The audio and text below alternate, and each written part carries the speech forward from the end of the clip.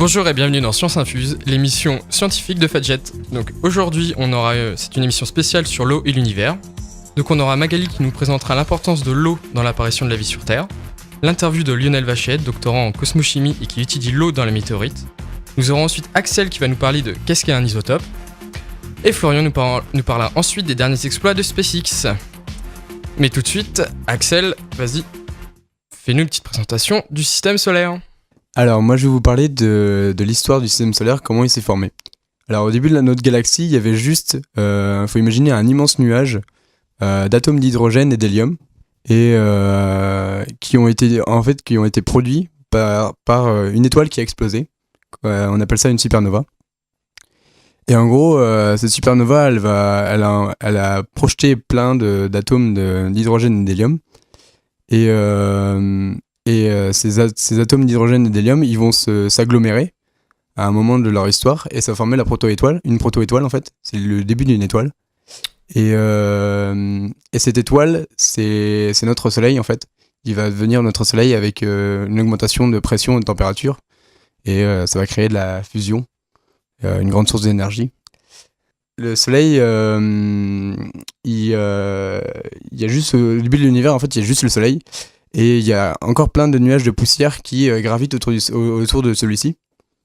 Comme de la même façon que le Soleil s'est formé, ces particules de poussière, elles vont s'agglomérer et elles vont former en fait les planètes. Au fur et à mesure, au début, elles vont former des météorites, ensuite des astéroïdes et ensuite des planètes. Tout ça, ça va se rentrer dedans. Et ça va se rentrer dedans et ça se rentre pas forcément dedans, mais du coup, on peut voir que sur le système solaire, en fait, on a différents types de planètes. On a les planètes telluriques, qui elles sont essentiellement composées de métaux et de minéraux de type silicate. C'est les plus proches du Soleil, non ? C'est les plus proches du Soleil, en fait, parce que c'est celles qui...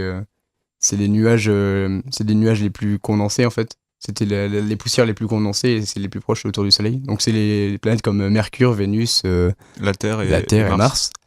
Et ensuite, après, on a les planètes les géantes gazeuses qu'on appelle, comme Jupiter et Saturne, qui elles, comme leur nom l'indique, elles sont composées essentiellement de gaz. Et encore plus loin, on a tout ce qui est géante de glace, comme Uranus et Neptune. Eh bien, merci Axel. Et tout de suite, on écoute Magali et sa chronique sur l'importance de l'eau. Alors du coup, il faut savoir déjà que l'eau a été apportée sur la Terre grâce à des pluies importantes de météorites. Donc elles ont tout d'abord apporté de l'eau. Et du coup, il y a eu ensuite un gros moment sans météorites sur Terre. C'était à peu près il y a combien de temps ? Alors c'était il y a 4,56 milliards d'années, non ? Oui, très exactement. Et du coup, il faut savoir aussi qu'il y a eu ensuite un autre pilonnage important de météorites.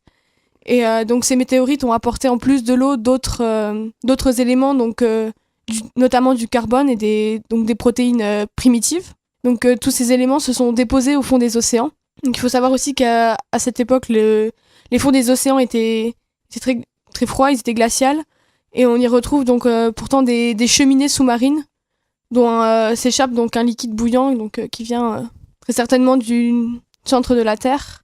Ce liquide donc s'infiltre à travers les crevasses de la croûte terrestre et donc réussit à réchauffer en fait donc la Terre et puis les mers et océans.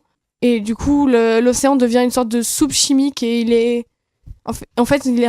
impossible aujourd'hui de déterminer quand et comment, mais il y a eu une association de tous ces éléments présents dans les océans qui ont permis l'apparition de bactéries monocellulaires. Donc monocellulaire, qui veut dire monocellulaires, c'est-à-dire qu'ils ne sont constitués que d'une seule cellule, donc avec sans noyau, avec des chromosomes. C'est comme ce dont nous avait parlé Adrien dans la dernière... Oui, avec son animal bizarre, qui n'était même pas un animal ni un végétal. C'est ça. Et donc il y a eu donc ensuite encore un grand temps sans vraiment de gros changements. Donc quand on va 300 millions d'années plus tard, on peut voir l'apparition de stromatolites dans les eaux peu profondes en fait. Et donc les stromatolites, ce sont des formations de calcaire qui sont recouvertes par des cyanobactéries et des bactéries, qui sont des organismes des micro-organismes du coup. Et ces cyanobactéries sont capables de photosynthèse, donc c'est-à-dire qu'elles peuvent rejeter de l'oxygène. Donc là, en l'occurrence dans l'eau, avec l'énergie lumineuse, peuvent faire de l'oxygène.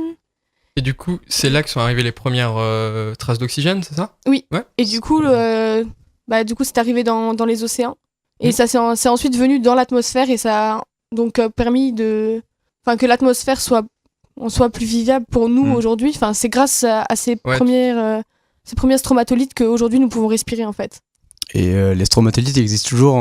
Elles sont. Oui. Il en existe au Australie. Mexique et en Australie, à Shark Bay, en Australie. On en retrouve des traces fossiles, non? Des traces fossiles, on en trouve plein. Ouais. Genre, c'est pas trop compliqué à trouver. Puis c'est super. C'est chouette à voir en coupe. Genre, voilà. C'est l'aspect géologue. Du coup, en Australie, elles sont encore en formation, c'est pas des fossiles. Enfin, c'est encore des stromatolites. Ça ressemble à la tête des choux-fleurs, celles dans Australie. Et ça a différentes. Il y en a qui peuvent être toutes plates, mais genre vraiment les plus belles, c'est celles vraiment. On dirait vraiment un chou-fleur en fait. Un chou-fleur posé sur le fond marin. Du coup, grâce à ces cyanobactéries, donc on a aussi l'apparition de carbonate de calcium qui va se déposer donc en couches successives à la surface, la surface du coup des stromatolites, ce qui va permettre de faire une couche rigide en fait. Et du coup, ça c'est pour du coup l'apparition des organismes unicellulaires notamment, parce que du coup il y a aussi l'apparition des organismes pluricellulaires, donc qui s'est fait vraiment après. Alors, du coup on peut après ces organismes unicellulaires, on a eu l'apparition d'organismes pluricellulaires, donc composés de plusieurs cellules. Donc en fait c'est quand on avait la Terre et la Terre a subi un important phénomène de glaciation en fait. Donc elle est devenue vraiment une énorme boule de glace. Il y avait 3 km de glace à la surface de la Terre. Et c'était une grosse boule de neige en fait à cette époque-là. Voilà. Les scientifiques appellent ça Snowball Earth. Donc c'est-à-dire la Terre boule de neige en fait. On en apprend tous les jours avec Excellent Géologie. Et du coup, le noyau de la Terre, il y avait toujours du coup des rejets importants de CO2 par des volcans à l'intérieur, du coup sous la glace.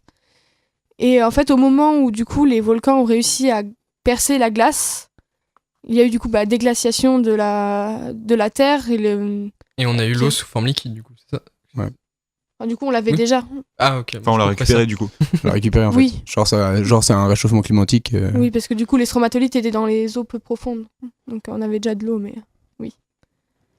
Et du coup, donc la Terre s'est réchauffée et on a pu donc voir en fait, on sait pas trop comment, j'ai pas trop réussi à trouver aussi que dans les fonds des océans, on retrouvait des organismes pluricellulaires et déjà des formes de plantes en fait. Donc au fond des océans après cette glaciation. Et donc voilà. Ok, super Magali. C'était super sympa pour une première. Donc tout de suite, on fait une pause avec France Ferdinand. Et après, on écoute la première partie de l'interview de Lionel Vachet, doctorant en cosmochimie et qui fait une thèse sur l'eau dans les météorites.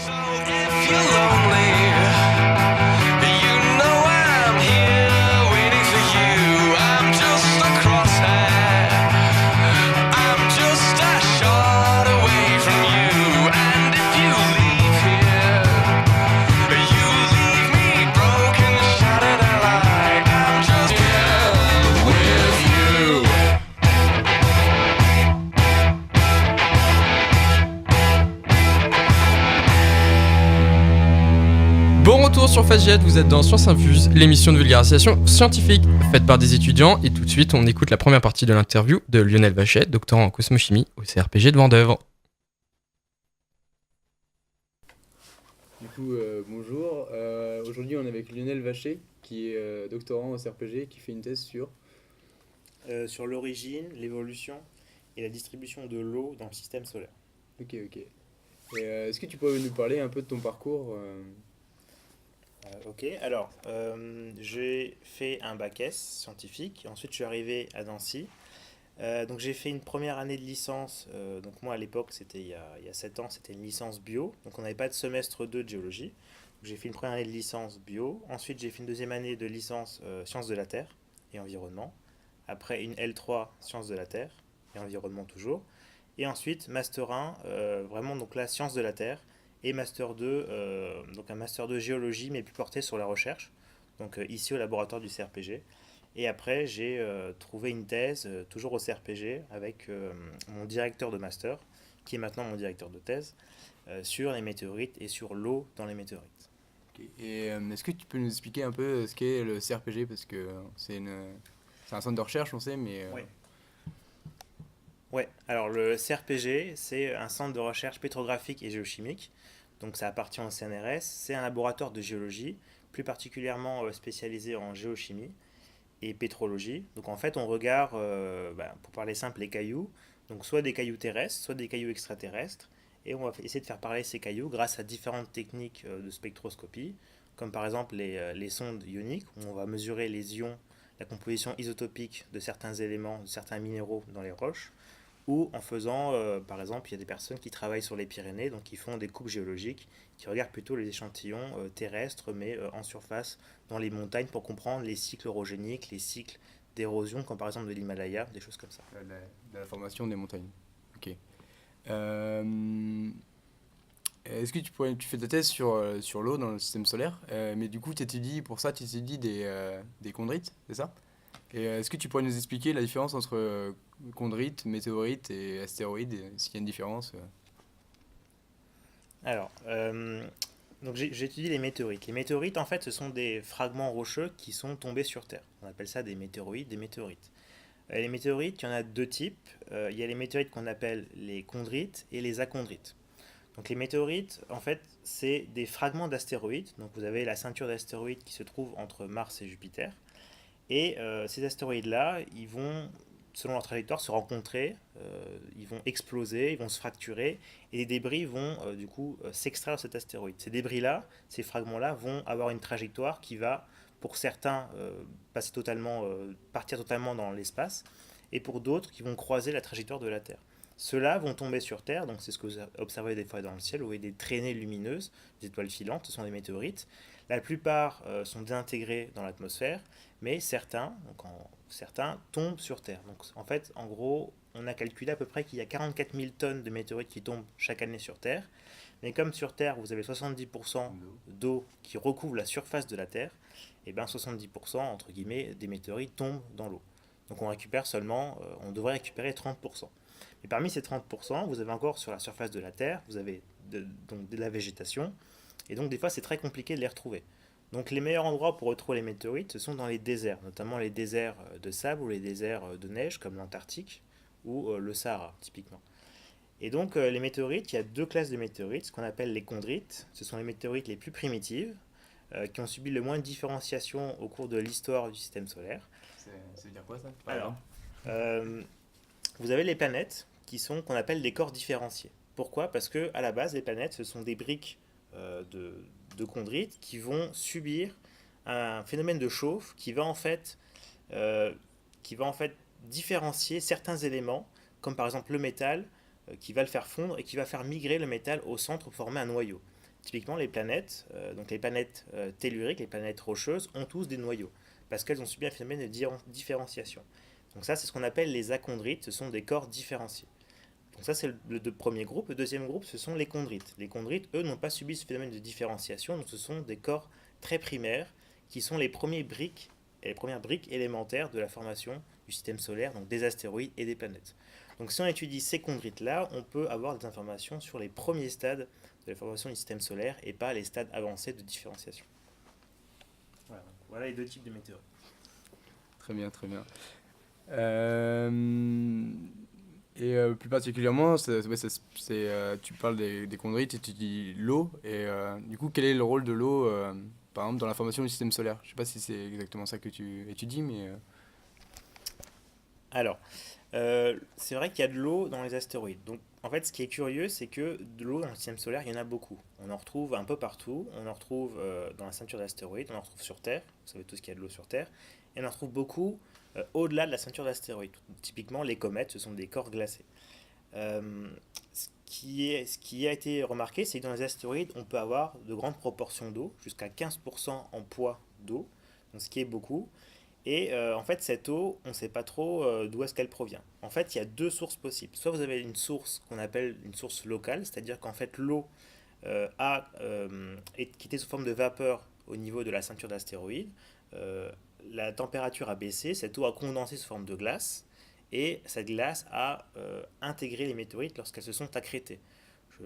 En fait, c'est juste pour vous faire comprendre qu'avant de former les astéroïdes, à la base, le système solaire, c'était un énorme disque de poussière et de gaz, donc typiquement du CO, du dihydrogène, et des toutes petites poussières micrométriques qui se sont agglomérées les unes aux autres, donc avec différents constituants.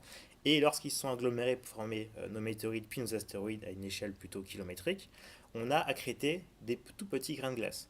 Et ces grains de glace vont fondre par des phénomènes de désintégration radioactive. En fait, vos astéroïdes, à un moment donné de leur histoire, ils ont chauffé, pas autant que les corps différenciés, sinon on aurait une migration du métal au centre, mais vous avez chauffé un tout petit peu, mais suffisamment pour faire fondre cette glace sous forme d'eau. Et cette eau liquide ensuite a interagi avec vos minéraux et a formé des phases secondaires. Donc ça, c'est l'eau locale. Vous avez également de l'eau qu'on appelle de l'eau du système solaire externe, parce qu'elle provient de très très loin du système solaire. Et cette eau, typiquement c'est de l'eau cométaire, a pu à un moment donné interagir avec l'eau du système solaire interne. Vous avez peut-être entendu des fois à la télévision qu'on parlait que l'eau sur Terre, on ne sait pas trop d'où est-ce qu'elle provient, et une possibilité ce serait que en fait, l'eau proviendrait des comètes. Il s'avère qu'ici au CRPG, dans d'autres laboratoires, on a mesuré l'eau des comètes suite à des missions spatiales, on a mesuré l'eau terrestre, et il s'avère que les compositions ne collent pas tout à fait, isotopiques. En fait, les compositions isotopiques montrent que l'eau sur Terre n'est pas de l'eau cométaire, en tout cas pas totalement, ce serait qu'une petite partie, et qu'en fait, l'essentiel de l'eau sur Terre serait de l'eau astéroïdale. Parce que les compositions isotopiques de l'eau des astéroïdes est plus cohérente avec l'eau sur Terre que l'eau des comètes, qui elles présentent des énormes gaps de différence. Mais tout de suite, on arrête l'interview de Lionel Vacher pour expliquer ce que c'est que des isotopes. Axel, vas-y. Alors du coup, moi je vais vous parler des isotopes. En fait, les isotopes, c'est des atomes. Et un atome, en fait, c'est la base élémentaire de la matière. C'était selon les Grecs, en fait, atome, ça vient de atomos, et qui veut dire insécable, c'est-à-dire qu'on peut pas couper. Et c'était pour eux, il existait une brique. Là, c'était la brique élémentaire, comme on dit, pour fabriquer la matière. Mais en fait, la physique a évolué, et maintenant on sait qu'il y a trois particules qu'on appelle le proton, le neutron et l'électron. Le proton et le neutron, c'est des particules qui font partie du noyau de l'atome. Le proton, il est positif, et le neutron, comme son nom l'indique, il est neutre. Ouh, c'était compliqué ça. Et ensuite, on a l'électron qui est... Électrique. Non, négatif. Et en fait, lui, il va graviter autour du noyau. Et pour parler des isotopes, en fait, on va s'intéresser au noyau, en fait, qui est constitué du coup du proton et du neutron, de protons et de neutrons. Et en fait, les isotopes, c'est des atomes qui ont le même nombre d'électrons, mais qui vont avoir une différence au niveau des neutrons.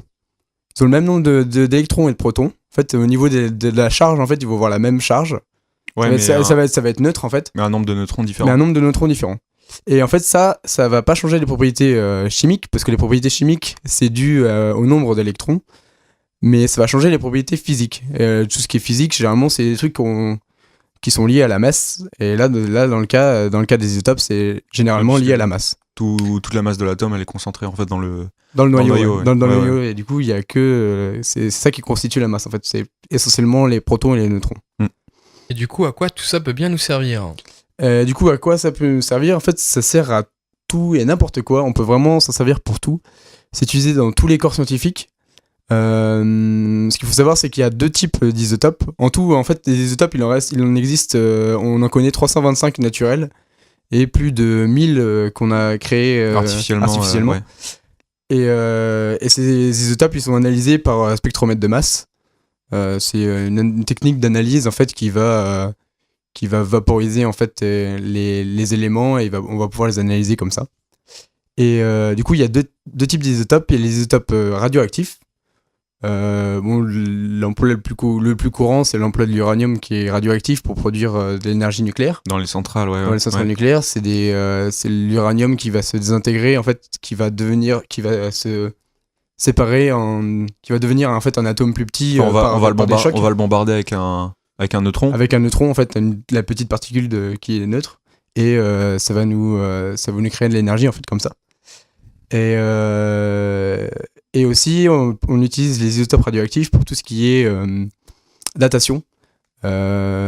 La datation au carbone 14, datation au thorium, datation au potassium. Après, on entend beaucoup parler de carbone 14, non? Ouais, surtout pour, et du coup, carbone 14, en fait, il y a une mauvaise conception du carbone 14 où on pense que les géologues ils utilisent ça. Ouais, enfin, dans ma tête, c'est ce que j'ai. Ouais, monnaie courante au niveau de la géologie, mais en fait, non, parce que ces isotopes radioactifs, en fait, ils ont une durée de vie.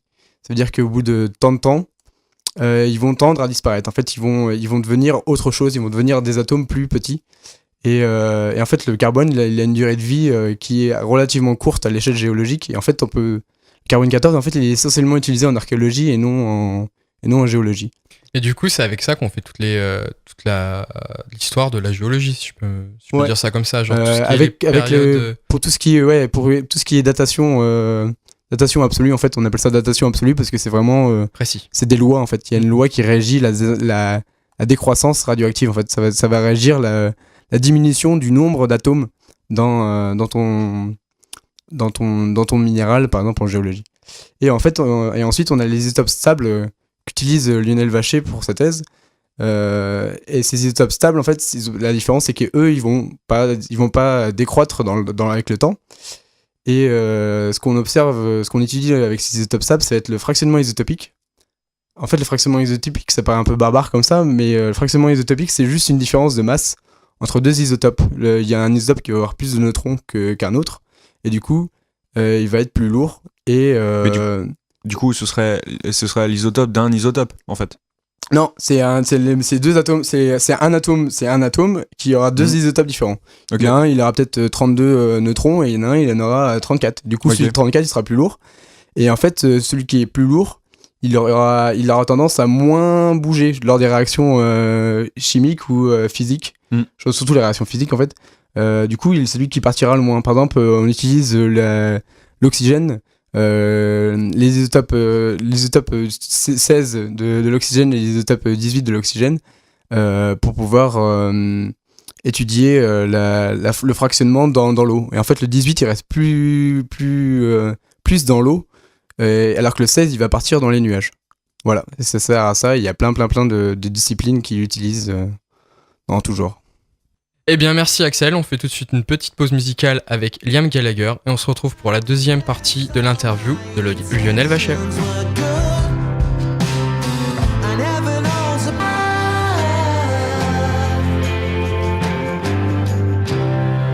Bonjour ou rebonjour dans Science Infuse, l'émission de vulgarisation scientifique de Fadjet, et tout de suite on écoute la dernière partie de l'interview de Lionel Vacher, doctorant en cosmochimie à l'Université de Lorraine. Donc quand l'astéroïde tombe dans l'atmosphère, l'eau on la retrouve sous quelle forme? Gazeuse ou... Alors, si un astéroïde tombe sur Terre, on est très mal parce qu'un astéroïde, ça fait plusieurs kilomètres de rayon, de diamètre. Donc si un astéroïde tombe sur Terre, il va y avoir des tsunamis, etc. Donc en fait, c'est plutôt des météores, des fragments. Des fois, effectivement, les fragments peuvent être très gros, peuvent atteindre plusieurs dizaines de mètres, peut-être des fois même des centaines de mètres, mais ils sont souvent désintégrés dans l'atmosphère. Et quand ces astéroïdes-là sont désintégrés dans l'atmosphère, en fait, effectivement, on pourrait se poser la question, quel est le devenir de cette eau? En fait, l'eau des astéroïdes, aujourd'hui, elle n'existe plus sous forme liquide. Ou alors c'est très rare. Maintenant, toute l'eau a été échangée avec les minéraux, et l'eau que vous avez aujourd'hui n'est plus de l'eau H2O, mais c'est de l'eau sous forme de groupement OH.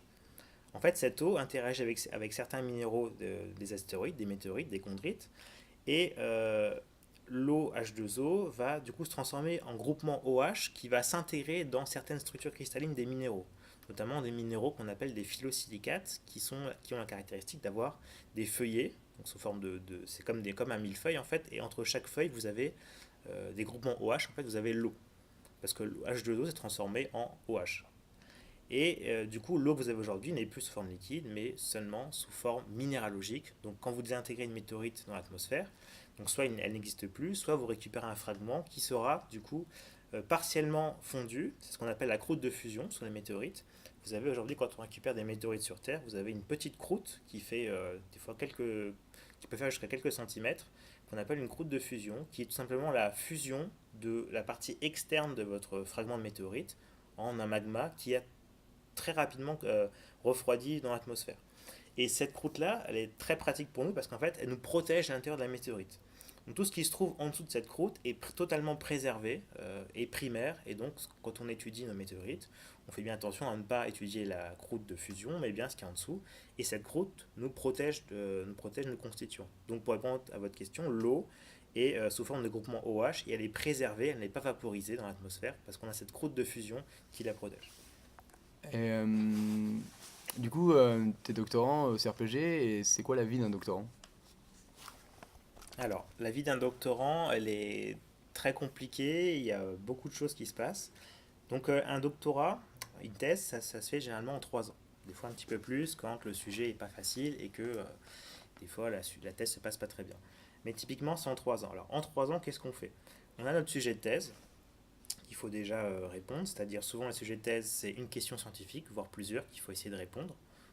Et il faut écrire des articles scientifiques.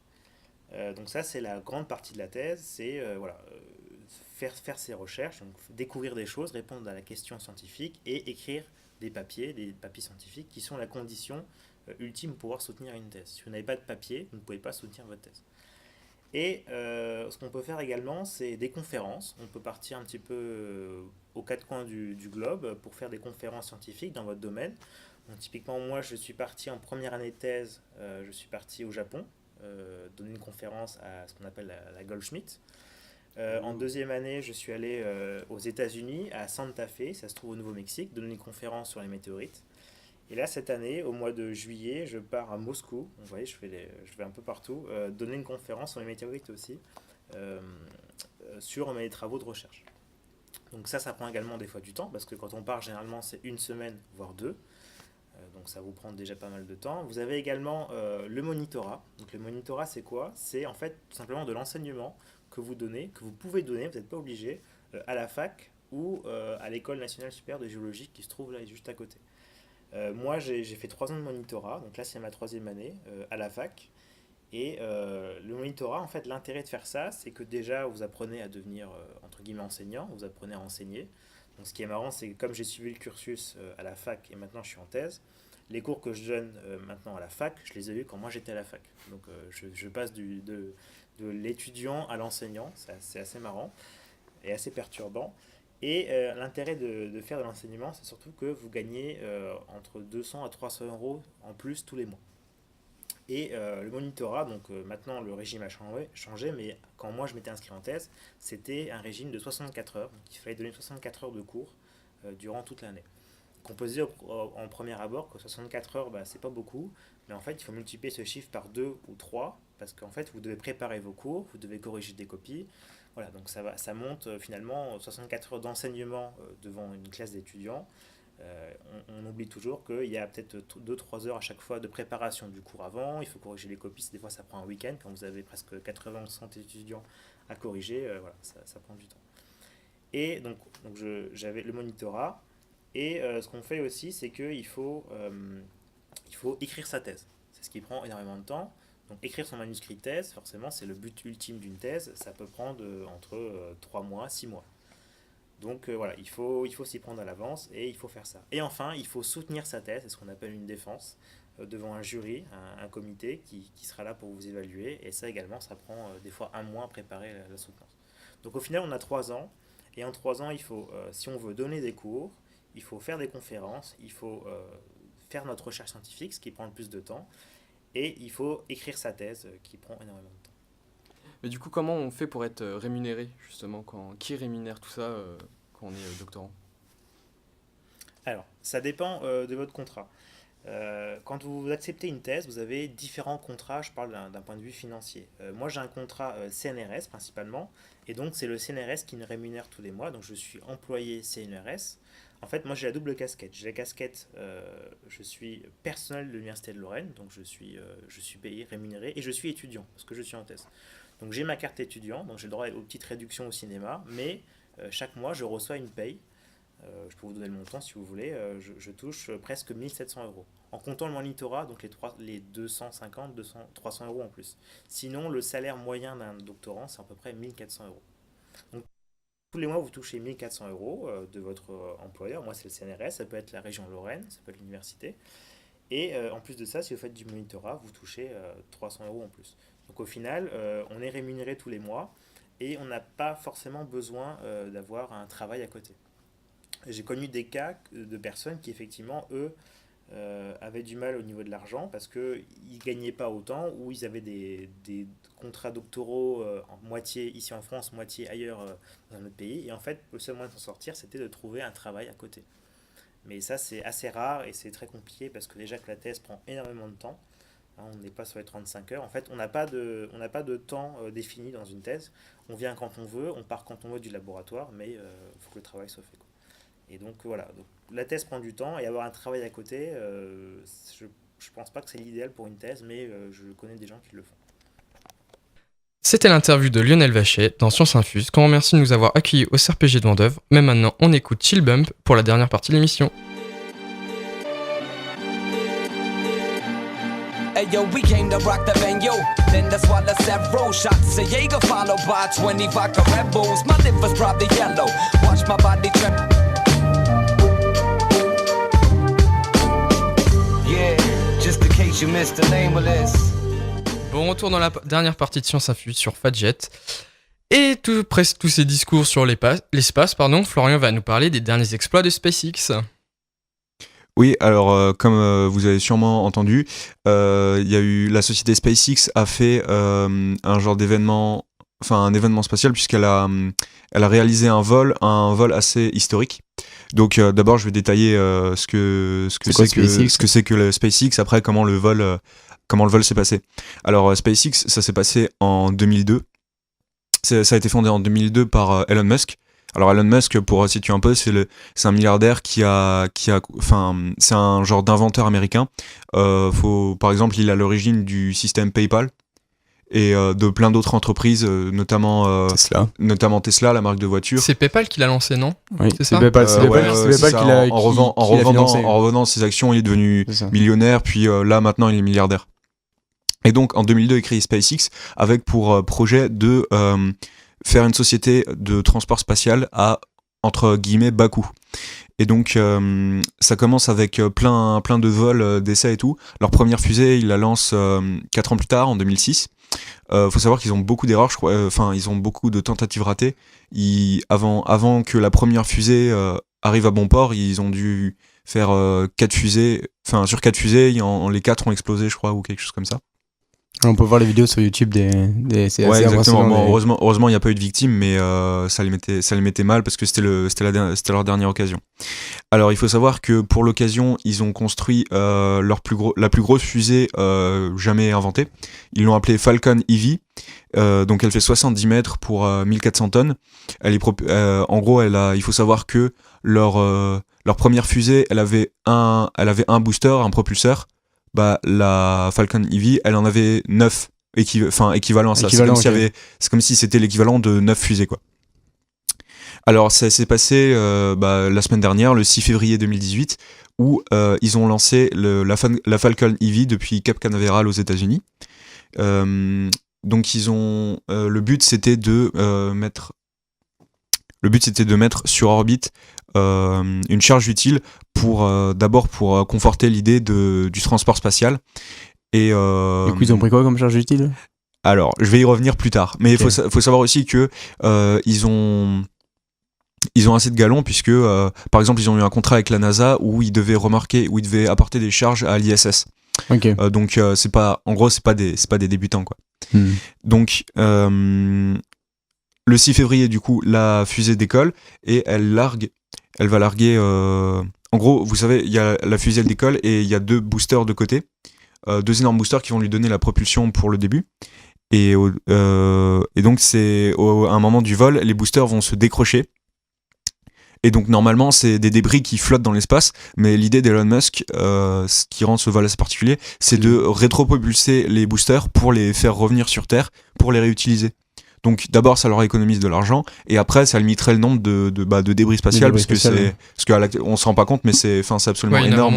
vraiment beaucoup, ça gêne les satellites. Maintenant. Ouais. En 2025 ils ont prévu que tu peux plus rien faire décoller sans te taper un débris statistiquement.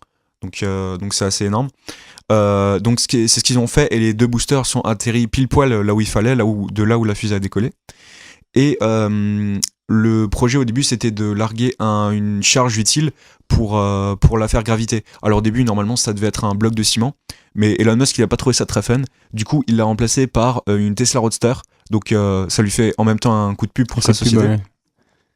Il a largué sa voiture qui vaut une centaine de milliers de dollars.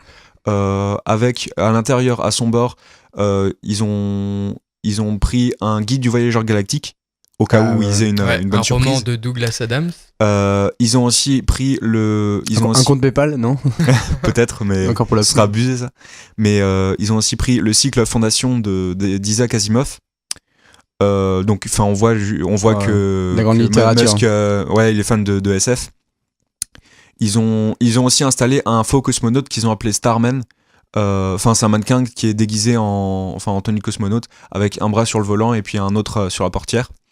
Et enfin, ils ont misé sur un gros dispositif de com, notamment avec une bande-annonce, plein de lives. Et justement, la vidéo du décollage, c'était, je crois, le 2e live le plus regardé de l'histoire de YouTube. Alors, on peut se demander un peu pourquoi faire ça. En gros, la Tesla, elle va voyager autour du Soleil pendant. Ils aimeraient bien faire ça pendant 1 milliard d'années, mais c'est pas possible physiquement, puisque la voiture, il lui arrivera des trucs dans l'espace, du coup, elle pourra pas tenir. Il va y avoir plein de collisions, des trucs comme ça. Ouais. Et mais du coup, l'idéal, ce serait qu'elle rejoigne l'orbite martienne pour voyager autour de Mars. En gros, c'est un gros coup de pub, non, pour Tesla? C'est un énorme coup de pub. C'est un énorme coup de pub parce que ça a marché. Si ça avait pas marché, ça aurait pas eu l'effet inverse, mais oui, ça aurait fait un bad buzz. Et on pourrait se demander à quoi ça sert. Je dirais que ça sert à mettre en confiance SpaceX parce que en gros, Elon Musk, il est un peu, c'est pas qu'il est fou, mais il a des projets. Ouais, il est assez utopiste et il a des grands projets. Par exemple, dans une paire d'années, ils veulent construire une autre fusée qu'ils vont appeler Big Falcon Rocket. Et qui sera la fusée, elle sera absolument énorme. Et cette fusée, son but, ce sera de faire les premières missions habitées sur Mars. Et ils ont prévu ça d'ici 2019, les premiers tests. 2019, voilà. C'est bientôt. Ouais, en fait. donc c'est très bientôt. Mais bon, pour l'instant, ça relève. Est-ce que ça relève plus de la science-fiction que de la réalité? Ça, c'est l'avenir qui nous le dira. Mais du coup, c'est une boîte qui est privée. Elle est pas en lien avec la NASA ou de tout. Alors, c'est une boîte qui est privée. C'est pas qu'elle a le monopole, mais c'est un peu la première sur le marché. Ouais. Et elle est pas associée à la NASA, mais comme on l'a dit, elle a eu des contrats avec, notamment pour l'ISS, pour apporter des colis ou des charges utiles à la station. Merci Flo, c'était super intéressant. Et tout de suite, on fait un quiz sur l'eau. Du coup, alors, je tiens à préciser les règles tout de suite. Il va y avoir, 6 questions, peut-être plus, on verra. Ok. Celui qui perdra fera le quiz de la prochaine, ok? Ok, moi je perds jamais genre le quiz. Celui qui gagne, il a quoi? Je sais pas, qui veut. Le prestige. Voilà, surtout. L'honneur, avant tout. Alors, première question, quel est le taux en pourcentage d'eau douce sur Terre? 23, 13%, okay, 3%. Combien? 23%, 13% ou 3%? 3%. Tu dis quoi, Flo? Le pourcentage d'eau sur Terre. D'eau douce. D'eau douce. Ah, d'eau douce. Ah, ok. Je me voyais déjà répondre 70% alors que... Okay. Je dirais 3% aussi. Ouais, et ben c'est exact. Du coup, ça fait 1-1. Bon, du coup, pour vous départager, parmi ces 3%, combien sont utilisables par l'homme?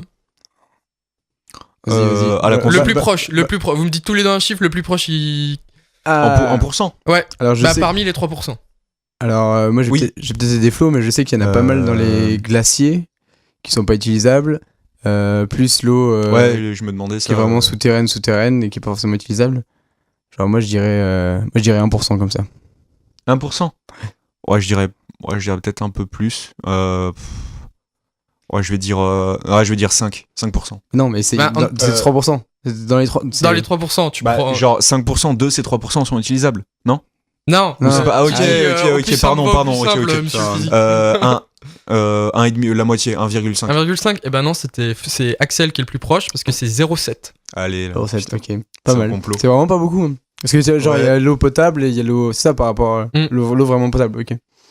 Alors du coup maintenant, combien de litres d'eau un Français consomme-t-il par jour?